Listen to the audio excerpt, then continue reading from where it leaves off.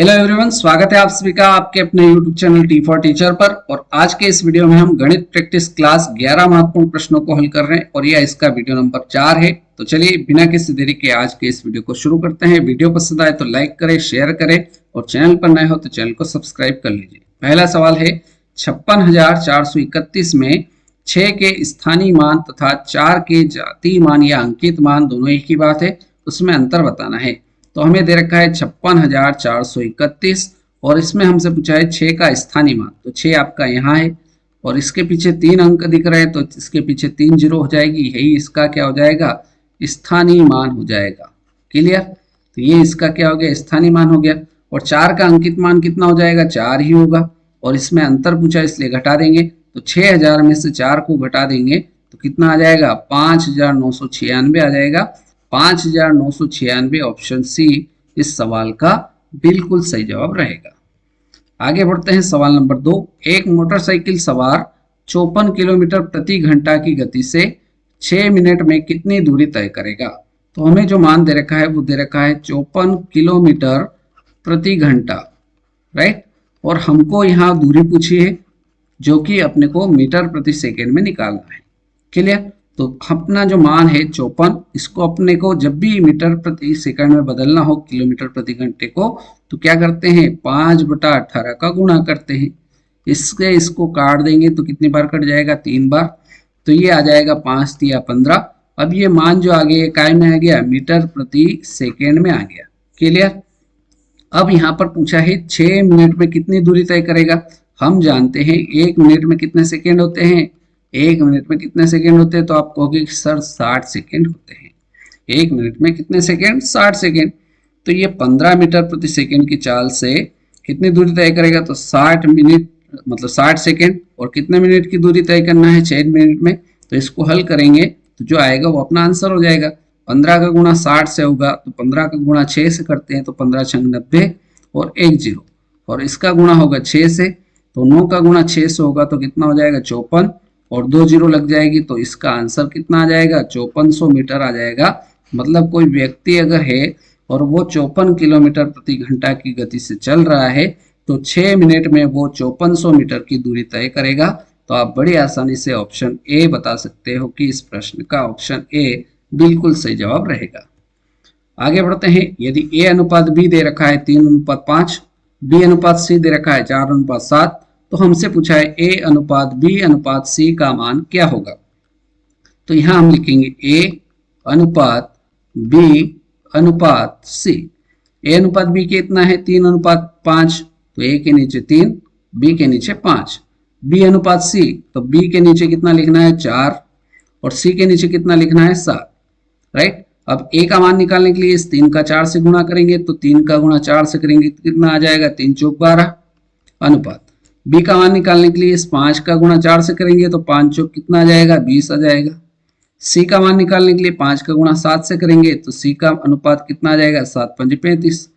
ये कट रहा है क्या, नहीं कट रहा है। तो अनुपात कितना हो जाएगा, ए अनुपात बी अनुपात सी का मान हो जाएगा 12:20:35।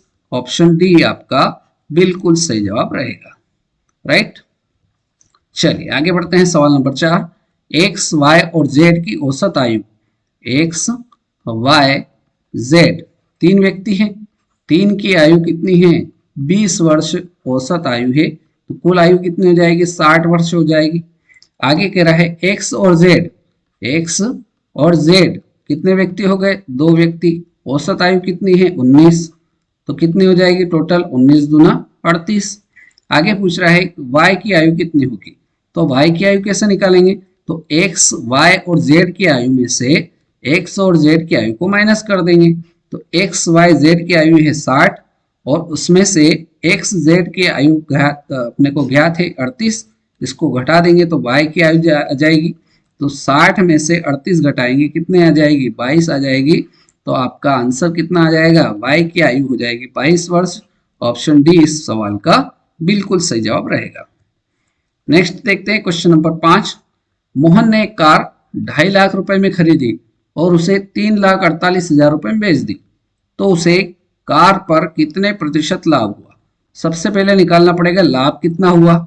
तो लाभ निकालने के लिए विक्रय मूल्य विक्रय मूल्य में से क्रय मूल्य को क्या करना पड़ेगा, घटाना पड़ेगा, तब पता चलेगा कि लाभ कितने का हुआ। तो विक्रय मूल्य है 3,48,000 रुपए, कितना है 3,48,000। क्रय मूल्य कितने में खरीदी थी, 2.5 लाख रुपए में खरीदी थी कार को, राइट। तो कितने में कितना फायदा हुआ, तो फायदा हुआ उस व्यक्ति को 98,000 को, 98,000 रुपए का उस मोहन को फायदा हुआ। लेकिन सवाल में हमसे पूछा है कि लाभ जो बताना है वो प्रतिशत में बताना है। तो लाभ प्रतिशत निकालने का फार्मूला होता है लाभ, लाभ बटे क्रय मूल्य, लाभ बटे क्रय मूल्य गुणित 100, ये फार्मूला होता है। इसमें मान रख दीजिए, तो 98,000 रुपए का लाभ हुआ, क्रय मूल्य कितना था 2.5 लाख रुपए, क्रय मूल्य कितने में खरीदी थी 2.5 लाख रुपए में, और गुणा करना है 100 से। क्लियर, 2 जीरो इसकी, ये 2 जीरो कैंसिल, 2 जीरो से 1 जीरो और आएगी, 2.5 लाख है ना, इकाई, दहाई, सैकड़ा, हजार, 10,000, लाख, 10 लाख, नहीं नहीं सही है, ठीक है ठीक है, कोई दिक्कत नहीं। 1 जीरो से मतलब 4 जीरो, तो ये ऊपर की 4 जीरो कट गई, 2 जीरो ये 2 जीरो ये, 5 से इसको काट देंगे, 5 5 25, 5 से इसको काटेंगे 5 एकम 5, कितना बचा 4 बचा, कितना हो गया 48 हो गया, 5 नम 45, कितना बचा 3 बचा, 30 हो गया, 5 छंग 30, तो ऊपर बचा आपके पास 196, नीचे बचा 5, 196 में 5 का भाग देंगे, 5 से 1 कट जाएगा, 5 दिया 15, कितना बचा 4 बचा, 46 हो गया, 5 नम 45, 1 बचा, भाग में जाएगा, दशमलव लग जाएगा, 10 हो गया, और 5 दूना 10, तो आपका लाभ प्रतिशत कितना आ गया 39.2% आपका लाभ प्रतिशत हो जाएगा। तो बी ऑप्शन इस सवाल का एकदम राइट आंसर, ऑप्शन बी बिल्कुल सही आंसर हो जाएगा। क्लियर है, चलिए आगे बढ़ते हैं। सवाल नंबर 6, बहुपद दे रखा है 4x की घात 2 माइनस 3x की घात 5 धन 8x की घात 6, इसकी कोटि बताना है।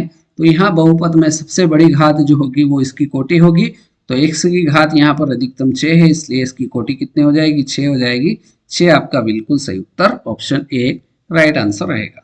आगे बढ़ते हैं। सवाल नंबर 7, किसी त्रिभुज के कोण दे रखे 3:7:8 के अनुपात में है, तो सबसे बड़ा कोण कौन सा होगा। तो सबसे पहले अपन क्या करेंगे, ये जो अनुपात दे रखा है इसको अपन x के रूप में मान लेते हैं, 3x 7x और 8x, और हम जानते हैं कि त्रिभुज के तीनों कोणों का योग कितना होता है 180 डिग्री होता है।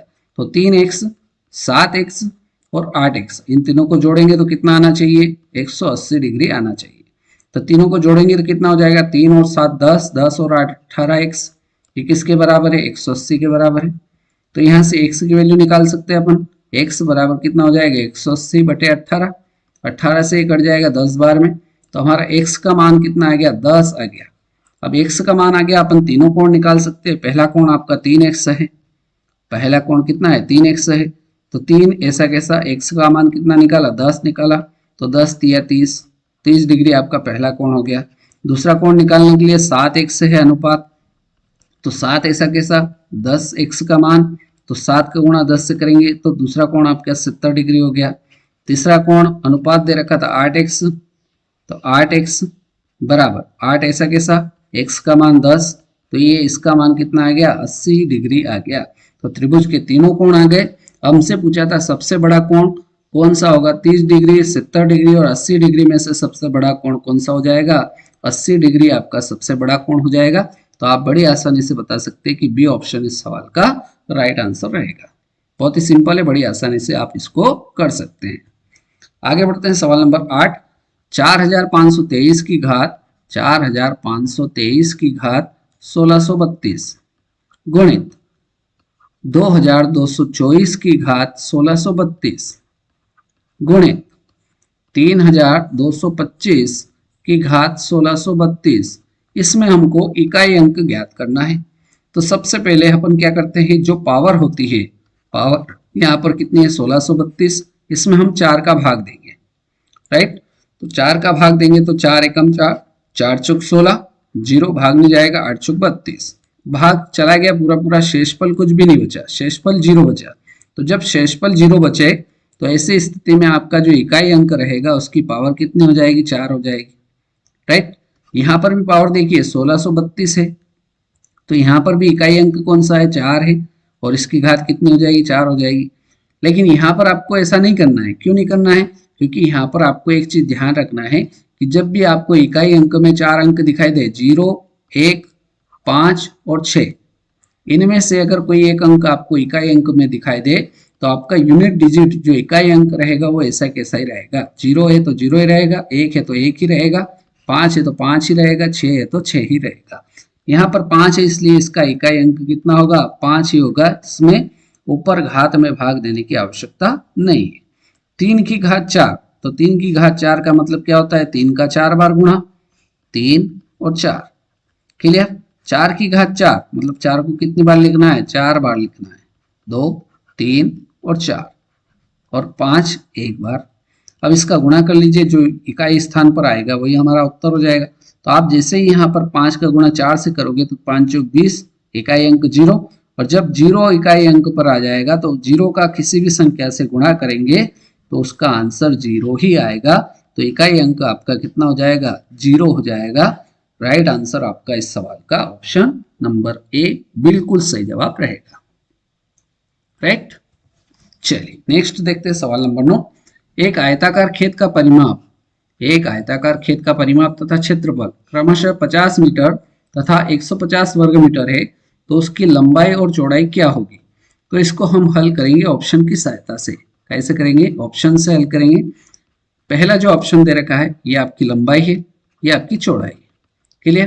तो लंबाई और चौड़ाई, इसका अगर जैसे क्षेत्रफल, तो क्षेत्रफल बराबर क्या होता है? लंबाई गुणित चौड़ाई होती है, क्योंकि यहाँ बात किसकी हो रही है? आयत की हो रही है।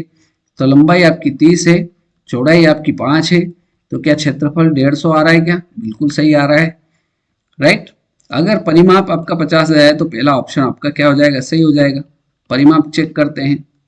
परिमाप का सूत्र होता है 2 गुणित लंबाई प्लस चौड़ाई, ये सूत्र होता है आयत की लंबाई का, आयत का परिमाप का। तो 2, लंबाई आपकी 30, चौड़ाई आपकी 5, इसको हल करते हैं तो कितना आता है? 2, 25, सॉरी 30 और 5 कितना हो जाएगा? 35, तो 35 दूना 70, लेकिन आना चाहिए कितना? 50। तो ए ऑप्शन तो आपका रिजेक्ट हो गया। बी ऑप्शन चेक करेंगे, क्षेत्रफल कितना आ रहा है? तो 25 का गुणा 6 से करेंगे, क्योंकि 25 क्या है? लंबाई है, और 6 आपकी चौड़ाई है। तो 25 छंग कितना हो गया? 150। क्षेत्रफल तो सही आ रहा है। परिमाप चेक करते हैं, तो परिमाप बराबर कितना हो जाएगा? 2 इंटू लंबाई प्लस चौड़ाई। तो लंबाई 25 है, 6 चौड़ाई है, 25 और 6 31, 2 का गुणा 31 से होगा तो ये कितना हो जाएगा? 62। ये भी आपका मैच नहीं कर रहा है, तो बी ऑप्शन आपका गलत हो गया। सी ऑप्शन चेक करते हैं। सी ऑप्शन में 15 जो है ये लंबाई है, 10 जो है ये चौड़ाई है। तो 15 गुणित 10 मतलब कितना हो जाएगा? 150। ये आपका क्षेत्रफल 150 आ रहा है। परिमाप चेक करते हैं, 50 आ जाए तो ये ऑप्शन आपका सही हो जाएगा। तो 2 इंटू लंबाई है 15, चौड़ाई है 10, तो 15 और 10 कितना हो गया? 25, और 25 का गुणा 2 से होगा तो कितना आ जाएगा? 50 आ जाएगा। तो आपका क्षेत्रफल कितना आ गया? 150 आ गया। ये सवाल में आपको 150 दे रखा है, 50 आपका परिमाप आ गया। तो आप बड़ी आसानी से कह दोगे कि उस आयत की जो लंबाई होगी वो 15 मीटर होगी, चौड़ाई आपकी 10 मीटर होगी। तो ऑप्शन सी इस सवाल नंबर 9 का बिल्कुल सही जवाब रहेगा।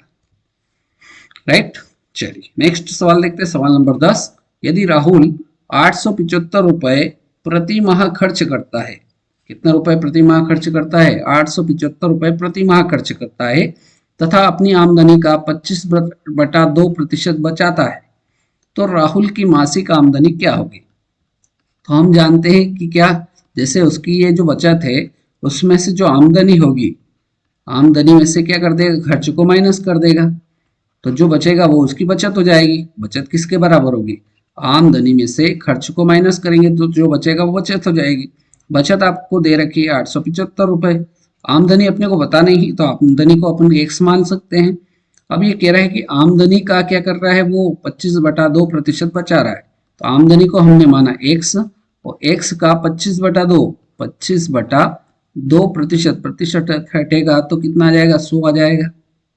यहाँ तक कोई दिक्कत? बिल्कुल दिक्कत नहीं है।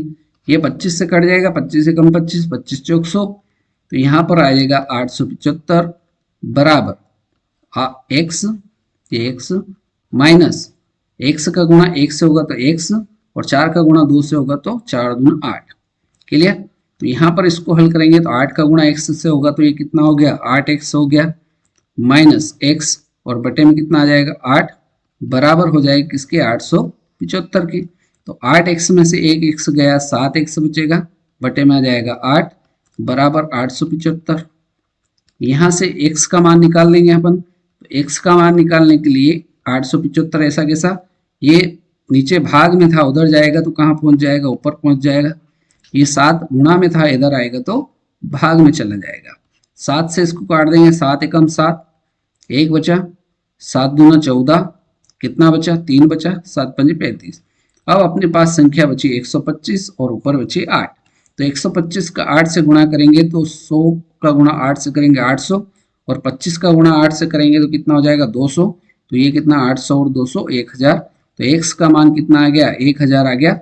और x का मान माना था अपने आमदनी, और सवाल में अपने को आमदनी कितनी है यही निकालना है। तो उस व्यक्ति की मतलब राहुल की जो आमदनी होगी कितनी होगी 1000 रुपए उसकी आमदनी हो जाएगी।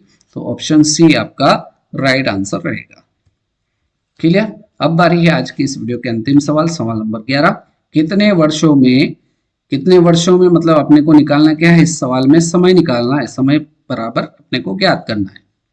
रेट आपको दे रखा है 12%, मूलधन आपको दे रखा है 3000 रुपए, और साधारण ब्याज भी आपको दे रखा है कितना 1080 रुपए। तो हम जानते हैं कि साधारण ब्याज बराबर सूत्र होता है क्या, मूलधन गुणित दर गुणित समय और बटा 100। ये फार्मूला आपको याद है, आप बचपन से पढ़ते आ रहे हैं। लेकिन यहाँ पर आपको समय निकालना है, तो समय का फार्मूला आप बना सकते हो क्या, तो आप कहोगे सर हम बना सकते हैं कि समय का जो फार्मूला होगा वो होगा साधारण ब्याज गुणित 100 और बटे में आ जाएगा मूलधन गुणित दर। बस इसमें मान रख दीजिए, साधारण ब्याज आपका 1080 गुणित 100, मूलधन आपका 3000 और दर आपकी 12। 102030 102030, ये कट जाएगा 3 से 3 एकम 3, 3 तिया 9, 1 बचा, 3 छंग 18, 12 एकम 12, 12 दूना 24, 12 तिया 36। समय आपका कितना आ गया 3 वर्ष आ गया। तो आप बड़ी आसानी से कह दोगे कि 3 वर्ष ऑप्शन ए इस सवाल नंबर 11 का बिल्कुल राइट और सही आंसर हो जाएगा। क्लियर। तो इस प्रकार से गणित प्रैक्टिस क्लास का ये चौथा पार्ट था। उम्मीद करता हूँ 11 ही सवाल आपको अच्छे से समझ में आ गए होंगे। वीडियो अगर अच्छा लगा हो तो वीडियो को लाइक करना, अपने दोस्तों को शेयर करना, और चैनल पर नए हो तो चैनल को सब्सक्राइब कर लेना। वीडियो आपने पूरा देखा उसके लिए बहुत बहुत धन्यवाद। नेक्स्ट वीडियो में मिलते हैं नए सवालों के साथ, तब तक के लिए जय हिंद, जय भारत, वंदे मातरम।